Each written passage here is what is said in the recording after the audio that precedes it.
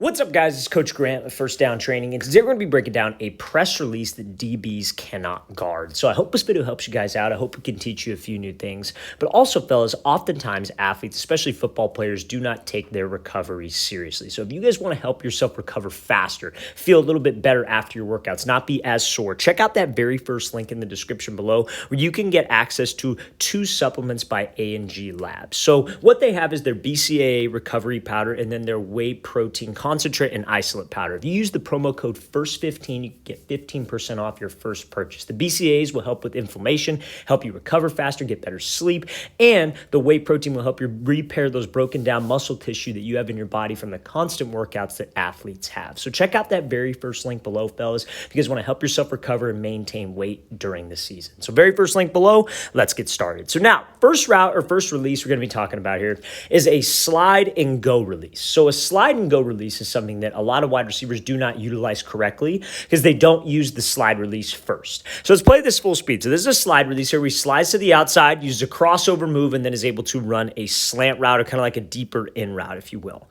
So we're going to be showing 3 specific clips. We're going to show this slide release first, and then we're going to show the slide and go, which is the most important one that is very, very tough to stop from a DB perspective. And then we're going to show a bad example of this. So anytime that you have a guy who's like maybe inside shade and you have to run a slant route, obviously, we are not going to be that guy who forces the inside release. Anytime that a DB's lined up inside shade, we know that if he's inside shade trying to protect the inside, he does not want us to run the slant. He does not want us to run the post. So he's going to do whatever possible to force us to the outside. So as a receiver, a lot of times guys will try to attack. They'll try to attack him, give him a move outside, then run the slant. But if we do that, all this DB is going to do if he's disciplined, and every single DB at the college level and the NFL level is pretty disciplined, you attack him, he's just going to keep his leverage, and you're going to run that slant right into him. So we need to attack the outside shoulder. Now, this receiver decides to go with the slide release. So that's pretty much literally like a shuffle outside, a slide of your feet, if that helps you think of it a little bit better, attacking that outside shoulder. You're going to see in the last example that we showed today why you want to make sure that you are actually attacking vertical and going at his outside shoulder, because a lot of people do this slide release and they stay behind the line of scrimmage. They don't gain any ground. So even if we get this DB to jump outside, you still have to get to here. And he has a better angle to get there because you're not attacking vertical and closing the distance with him. So you have to slide to the outside. Now this slide release, the slide and go release is so great because you can mess with the DB's head. Every single snap, every single time that it's man coverage, it is always a mind game with this DB. Hey, does he know what I'm doing? Can he get a read on it? Can he anticipate the movement I'm trying to do? So when we slide off this platform to the outside, obviously DBs are taught oftentimes to expect the slant. Expect that when he slides, we're going to run this slant. So maybe I've gotten him on it before.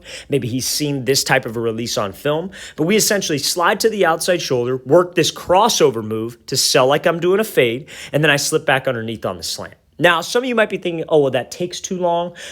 Yeah, it does if you're like a first read and it's a quick game scenario. Like, let's say the quarterback's here. We got like 2x2. We got the X. We got the slot. And let's say it's like a slant and a bubble. You wouldn't use the slide release on that specific example. But let's say you're over here and you have to run a slant, but let's say the QB is doing like an RPO, for example, and he's reading this linebacker, and you have a corner right here who's inside shade. That's when you can use it because there's obviously a play action that needs to happen. We need the linebacker to crash, so your release needs to time up with the quarterback's footwork. So let's play this full speed, and then we will show the release that we're focusing on today, which is the slide and go. I just wanted to showcase this because this is what the slide and go builds off of. So we're looking at Davante Adams here, arguably probably the best wide receiver in the game when it comes to press releases, when it comes to off the line. And you've heard him talk about it. He was on that like Pivot podcast. Love that podcast because it's great to, kind of see the mindset of different NFL guys. And he was talking about how he comes up to the line. He's got about 5 things. He puts on his Terminator mask. He's got about 5 things based on the DB. And he decides to choose a release and then react off the DB. But it's about executing a plan. You need to come up to the line with a plan. So if I have a route like a fade route, and those 5 releases that I have when I walk up to the line, they all need to be fairly similar. So how many times have you seen Davante Adams do a little hezzy move, hits a crossover, DB jumps outside, and then we run a slant? Kind of like that slide release that we were talking about, right? So let's play this full speed. So he hezzies to the outside and just takes off. Slide and go. Hezzy and go release. This is one of the hardest releases to stop if you can pair it together from a DB perspective. He cannot guard this because we make it look the exact same. When it comes to route running, when it comes to press releases, you have to build off of each other. Like you're running a 15-yard comeback, for example. Those 15 yards need to look like what? They need to look like a fade. Off the line, you're trying to work a release. That release needs to look like another release that maybe that DB's seen before, maybe you've used on him, or maybe he's studied it on film. Because every single DB that Davante Adams ever matches up with, guess what they're looking for? That hezzy move. But the great part about his game is he could hezzy go outside, or he could hezzy hit a crossover and run a slant. So it's got to be the same tempo, and you have to attack the same way. When we show the bad example of this in a second here, you're going to see what I mean by that. So when he comes off the ball, it looks no different than when he runs this slant. He hesitates, he slides to the outside, but you see how he's gaining ground. He's not going towards the sideline. He's gaining ground, changing the tempo, going right at the outside shoulder of this DB. He's seen this before. Some DB coaches teach, hey, anytime you see a DB or anytime you see a wide receiver hesitate and slide to the outside, sit inside because expect the slant. That is exactly what we want as a wide receiver, because now I could slide, I could get his feet to stop, and then I could just take off and go and beat him with speed. Because if we can get him to sit and we could get that free release to the outside, I'm good. I should be able to win on this thing every single time. Now, can you use this the opposite way?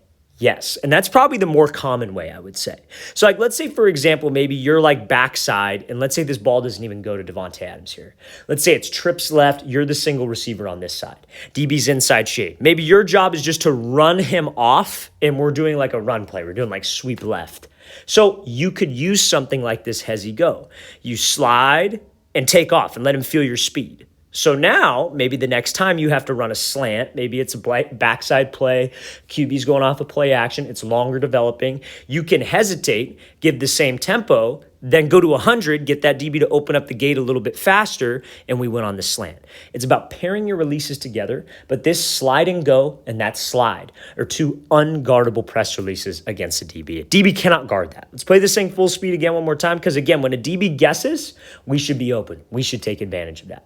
Now, one other thing I want to add, because everybody has this question, is if I do this slide and go, and let's say I hesitate and I go to the outside, and this DB jumps way outside, what do you think you should do? Just put the brakes on. Take the inside release. You've seen, there are clips. If you look up Davante Adams highlights, there are clips of him doing that. He'll hesitate to the outside. DB jumps outside. He puts the brakes on just one step and takes the inside release on a fade or on a post or on whatever route he is working. Because you got to be comfortable, fellas, working an outside release or an inside release on any given move. Unless it's like a cover two must outside release. And I'm sure all of you are familiar with that. Let's play this thing again, full speed one more time. Great job hesitating, then bursting off, taking that outside release and beating that DB with speed by lulling him to sleep, by making his routes look the exact same. Okay, so this is a clip of Jamar Chase here in college. Now, I just want to showcase this because this is kind of what we were talking about. With that slide release, with that slide and go release, where did you always want to be attacking? You always wanted to attack vertical, right? So let's say, for example, we're trying to pair this release, and let's say we got this DB to jump to the outside on like a slide release, right? So we slid to the outside, we hit a crossover, he jumped, I won on the slant. Now I want to pair this slide and go. So let's play this full speed. So he slides, but you see how he doesn't really go anywhere. This DB stays square. He cannot beat him to the outside with the angle that he took off the ball. So he goes here. He slides, but you see the line of scrimmage. That's the blue, right? Obviously. So he slides. He never crosses the line of scrimmage. So that DB is just going to stay patient. Even if we had to run a slant route, even if he was going to go here, slide to the outside, and let's say he was going to put the brakes on and run a slant, there is just not enough space. There's too much space between the two of them. This DB is staying completely square, that if he were to run that slant, DB would have an easy recovery on that because he's staying patient. We didn't make him open up. We didn't gain any ground on him.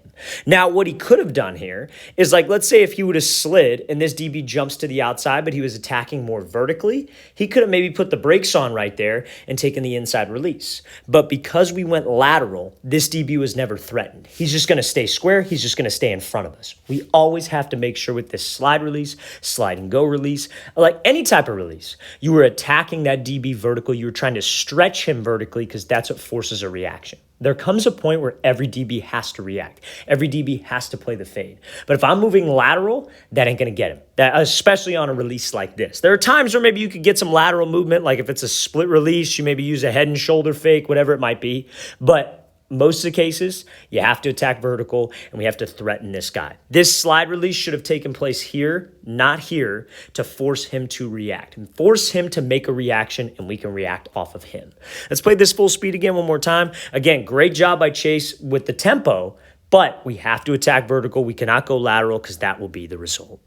All right, fellas, I really want to thank you for watching. I really appreciate it. If you guys have any questions at all, don't hesitate to leave those in the comment section below. We always appreciate the feedback. It's always great to hear from you guys as usual. And again, fellas, if you would like a BCAA recovery powder or protein powder that's going to help you guys recover quicker during the season, help you guys repair those broken down muscle tissue that you have from those many workouts that you put in during the season, help you maintain weight, the works. Check out A&G Labs supplements, very first link in the description below. Use the promo code FIRST15 at checkout. You'll get 15% off your first order. So check out that very first link below, fellas, if you're interested. I'll see you guys next time.